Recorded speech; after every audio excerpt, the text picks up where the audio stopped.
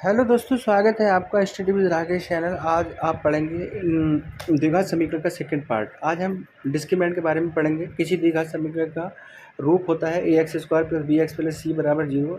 इसका हल करने का सूत्र हमने पहले बताया था कि क्वाड्रेटिक फॉर्मूले में x = -b + -d/2a होता है, जहाँ d = b² - 4ac डिस्क्रिमिनेंट कहलाता है।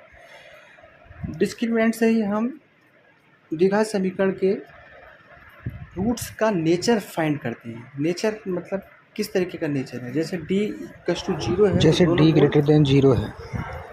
वास्तविक होंगे और भिन्न होंगे। d = 0 है तो दोनों मूल वास्तविक और समान होंगे। d < 0 है तो कोई मूल वास्तविक नहीं होंगे। अब इसको हम एक एक एग्जाम्पल से 1 बाय 1 पढ़ेंगे।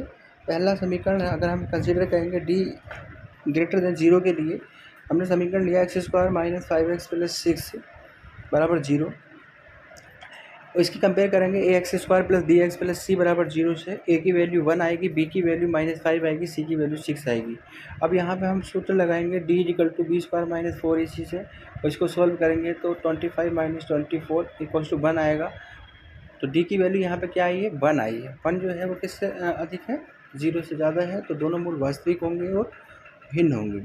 दूसरा एग्जाम्पल हम d = 0 के लिए लेंगे, x² - 6x + 9 = 0। इसकी कंपेयर करेंगे ax² + bx + c = 0 से। तो a की वैल्यू 1 आएगी, b की वैल्यू -6 आएगी, c की वैल्यू 9 आएगी। और इसमें फॉर्मूला लगाएंगे हम d = b² - 4ac। तो ये हमें मिलेगा 36 - 36 = 0। इस केस में दोनों मूल वास्तविक होंगे और समान होंगे। तीसरे एग्जाम्पल के लिए हम d < 0 के लिए एक समीकरण लेंगे, x² + x + 1 = 0।